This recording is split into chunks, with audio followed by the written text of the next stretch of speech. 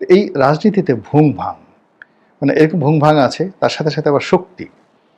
এখানে আপনি আপনার যারা প্রতিপক্ষ আছে তাদের চেয়ে আপনার মাসল পাওয়ার বেশি থাকতে হবে, অর্থ পাওয়ার বেশি থাকতে হবে, সাহস শক্তি বেশি থাকতে হবে।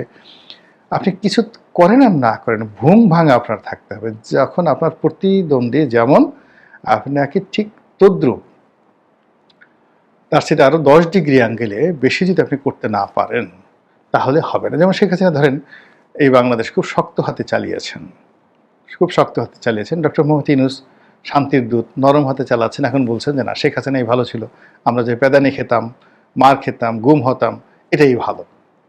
এবং এটা মানে দুঃখকর ব্যাপার নয়, এটাই হলো হিউম্যান সাইকোলজি। আপনি এই একই অবস্থা বনী ইসরায়েল জাতির মধ্যে ছিল। হযরত মূসা নবীকে বললেন, হে মূসা, তুমি কি শুরু করলা? আমাদেরকে মিশর থেকে নিয়ে আসলা, আমরা সেখানে কত সুন্দর কাজকর্ম করতাম, আমরা মাঝে মধ্যে মার খেতাম, আমরা দাসী ছিলাম, দাস ছিলাম, ওখানে মিশরের যারা ভূমিপুত্র কিপ্তি তারা আমাদেরকে মারতো, কিন্তু আমরা তো পেঁয়াজ, আদা, গম, পোলাও, কুরমা, রোস্ট এগুলো খেতে পারতাম।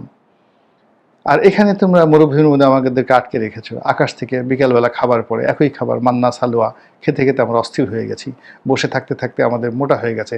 এটাই একটা জীবন হলো? এই হলো মানুষের চরিত্র। মানে মানুষ কখনো তার বর্তমানকে নিয়ে সুখে থাকতে চায় না। তো সেই দিক থেকে ওই যে শেখ হাসিনা এখন যে আন্তর্জাতিক গণমাধ্যমে যে সাক্ষাৎকার দিলেন, যে সকল কথাবার্তা বললেন, সেটা তার যারা এই মুহূর্তে প্রতিদ্বন্দ্বী তাদের পুরো রাজনীতিকে তিনি একটা চ্যালেঞ্জের মধ্যে ফেলে দিয়েছেন, কর্মকাণ্ডকে চ্যালেঞ্জের মধ্যে ফেলে দিয়েছেন। এবং এটা মানে আওয়ামী লীগের লোকজন এখন গিয়ে দেখেন ফাটিয়ে ফেলছে। হায় হায়, নেত্রী যদি থাকতে হয়তো এমনই হওয়া উচিত। কিসের অবস্থা, আমরা আবার আসছি, আবার এটা মানে মুহূর্তের মধ্যে আপনি দেখবেন যে এরপরে আওয়ামী লীগের যে কয়টা আপনি মিছিল হবে, আপনি সেই মিছিল ঠেকাতে পারবেন না। এবং সেটা মিছিল ঠেকাতে হলে আরও ৩-৪ মাস আপনাকে সেই জুলুম অত্যাচার করে, মানে যাকে বলে পাছা লাল করে না দেওয়া পর্যন্ত আপনি সেই এই যে কয়েকটা সাক্ষাৎকারে আওয়ামী লীগ নেতাকর্মীদের মধ্যে যে উৎসাহ এবং উদ্দীপনা আসলো, এটা আপনি থামাতে পারবেন না। তো সেই দিক থেকে এখন সরকারের যারা লোকজন আছে তারাও তো এই কর্ম করেই আসছে।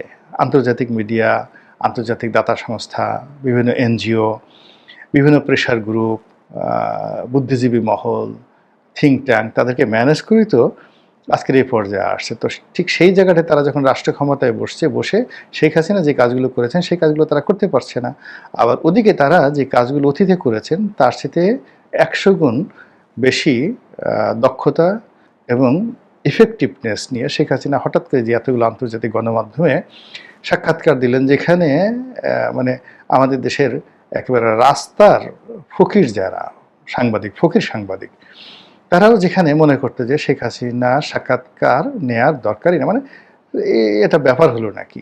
তো সেখানে এই বড় বড় প্রতিষ্ঠানগুলোর সাথে তিনি যে সাক্ষাৎকার দিলেন, সেই সাক্ষাৎকার দিয়ে সরকার, বিএনপি, জামাত, এনসিপি তাদের সবাইকে রীতিমতো একটা চ্যালেঞ্জের মধ্যে ফেলে দিলেন যে নাও বাবা এবার দৌড়াও। এবং শেখ হাসিনা মানে এই কাজগুলো খুব ম্যাটিকুলাসলি করেন।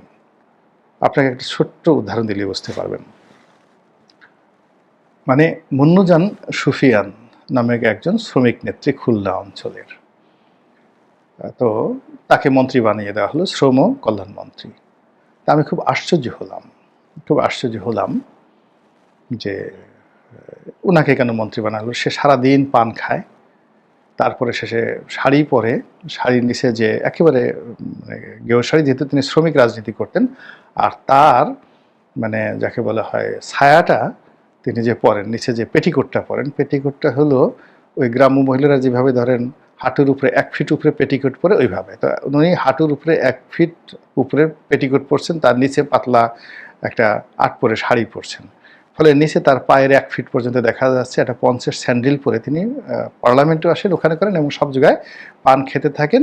আর মুখ মাশাল্লাহ সোপা, মানে যদি কাউরে গালি দিতেন কিসের সেফায়েতুল্লাহ, সেফুদা, বা এখন পিনাকি ঠেনাকি গালাগালি করে, এরা মনোজান সুফিয়া যদি গালাগালি শুরু করে ওরা মানে রীতিমতো আত্মহত্যা করবে, এরকম ছিল তার মুখের ভাষা। রাগ হলে এরকম কথাবার্তা বলতেন। অনেক যোগ্য নেত্রী ছিলেন নিঃসন্দেহে, কিন্তু তাকে মন্ত্রী বানিয়ে দেওয়া হলো। তো আমি এটা নিয়ে একদিন একজন সচিবের সঙ্গে কথা বলছিলাম যে সচিব সাহেব এটা কেন হলো, কিভাবে হলো। তো তিনি বললেন যে দেখুন, আমরা যারা সচিব আমাদের মধ্যে একটা ভাবসাব আছে, টাই পড়তে হবে, কোট পড়তে হবে, ইংরেজিতে কথা বলতে হবে। তা আমাদেরকে আসলে এরকম দমন করার জন্য, একটা উচিত শিক্ষা দেওয়ার জন্য এরকম মন্নুজান সুফিয়ানকে এখন মন্ত্রী বানিয়ে দেওয়া হয়েছে। এখন ওনার আন্ডারে যারা সচিব থাকবে তার তো এখন ওর পিছনে পিছনে ছাড় বলে জর্দা নিয়ে, পানির ডিব্বা নিয়ে আর চুন নিয়ে তার পিছিয়ে পিছিয়ে ঘোরা ছাড়া আর কোনো উপায় থাকবে না। তো সচিবদেরকে শিক্ষা দেওয়ার জন্য এর সেটা বড় আর হাতিয়ার হতে পারে না। This is Sheikh Hasina in 2009। এরকম অসংখ্য ঘটনা দেখে আসছি। তো এই যে দেখেন তার যে পালিয়ে যাওয়া, তারপর শেষে দিল্লিতে থাকা, লোদি গার্ডেনে ঘুরে বেড়া, প্রতিটা মুহূর্তে তিনি কোনো কথা না বলেও পুরো মিডিয়াকে, পুরো বাংলাদেশের প্রশাসনকে, পুরো সরকারকে, রাজনৈতিক দলগুলোকে তিনি পাগল বানিয়ে ফেলেছেন। পাগলে উন্মত্ত হয়ে মানুষ চলে গেছে টুঙ্গিপাড়াতে, চলে গেছে গোপালগঞ্জে, ধ্বংস করে ফেলতে হবে সব কিছু, 32 নম্বর মাটির সঙ্গে মিশিয়ে দিতে হবে, আওয়ামী লীগের অফিসে গিয়ে হেগে দিয়ে আসতে হবে। এত রাগ।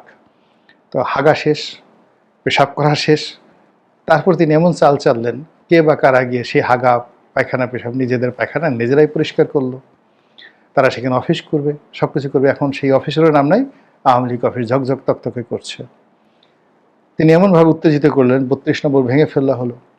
আমার কাছে তো মনে হচ্ছে যে শেখ হাসিনা ইচ্ছে করে এই কাজটি করছেন, যেন 32 নম্বরটা ভেঙে ফেলা হয় এবং এটা গ্লোবালি সরকারের জন্য একটা লায়াবিলিটিস তৈরি হয়। It's a part of her master plan. তিনি চেয়েছেন। আর তারই ধারাবাহিকতায় এই যে পত্রপত্রিকাগুলোতে তিনি যে সাক্ষাৎকার দিলেন, সঙ্গতকালীন এখন সরকারের কাছে একটা চ্যালেঞ্জ যে এটা নিয়ে সরকার কি বলবে। এখন যে প্রেস সচিব বাংলাদেশের সংবাদপত্রকে সকাল বিকাল তিনি উপদেশ দিতেন, এখন তিনি টেলিগ্রাফকে তিনি কি বলবেন, ইন্ডিপেন্ডেন্টকে কি বলবেন, রয়টার্সকে কি বলবেন।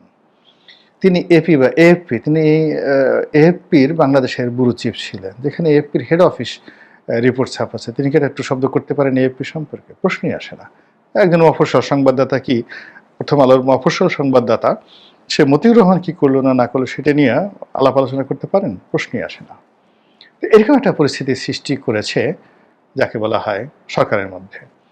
অন্যদিকে এই সরকারকে যারা প্রমোট করেছে বা বাংলাদেশকে নিয়ে আমেরিকা যে সকল বড় বড় প্ল্যান করছে, পেন্টাগন এই সামরিক বিমান পাঠাচ্ছে, সৈন্য পাঠাচ্ছে, তারপরে এখানে ট্রেনিং দিচ্ছে, যৌথ মহড়া হচ্ছে, আরও কত কথাবার্তা শুনছি, সবগুলো হিসাব এই শেখ হাসিনার সাক্ষাৎকারের মাধ্যমে এলোমেলো হয়ে গেল, উলট পালট হয়ে গেল, উথাল পাতাল হয়ে গেল। ফলে সরকারের মধ্যে যেভাবে অস্থিরতা, ঠিক পেন্টাগন বলেন, এফবিআই বলেন, হোয়াইট হাউস বলেন, উইলসন সেন্টার বলেন, জর্জ সরোজের অফিস বলেন, কিংবা এই যে আমাদের ডোনাল্ড লু বলেন, পিটার ডি হাস বলেন, সবগুলোর ঘুম হারাম হয়ে গেছে। এই প্রথম মানে আমরা বাংলাদেশে আমরা যখন সংবাদপত্রে চাকরি করতাম, সরি টু সে, আমরা একে অপরকে মানে যাকে বলা হয় অনেক কথা বলা, আমাদের পার্লামেন্টে অনেক কথা বলতো। একবার যাকে বলা হয় সালাউদ্দিন কাদের চৌধুরী, তিনি পার্লামেন্টে বললেন যে মাননীয় স্পিকার, আমি তো রীতিমতো সোদনা হয়ে গেলাম, রীতিমতো সোদনা হয়ে গেলাম। আমরা সংবাদপত্রেও যখন আমি খবরে চাকরি করতাম, তো একে অপরকে আমরা এই শব্দটা খুব ব্যবহার করতাম, অহরহ ব্যবহার করতাম। তো এখন শেখ হাসিনার এই সাক্ষাৎকার আমাদের কাকে কাকে সোদনা বানিয়ে দিয়েছে আমি জানি না, কিন্তু পেন্টাগন বা আমেরিকান যারা লবিস্ট গ্রুপ রয়েছে তারা যে রীতিমতো সোদনা হয়ে পড়েছে এবং তাদের মাথার উপরে রীতিমতো বজ্রপাত হয়েছে, এতে কোনো সন্দেহ নেই। মহান আল্লাহ আমাদের সবাইকে হেদায়েত দান করুন এবং হেফাজত করুন। আসসালামু আলাইকুম ওয়া রাহমাতুল্লাহি ওয়া বারাকাতুহু।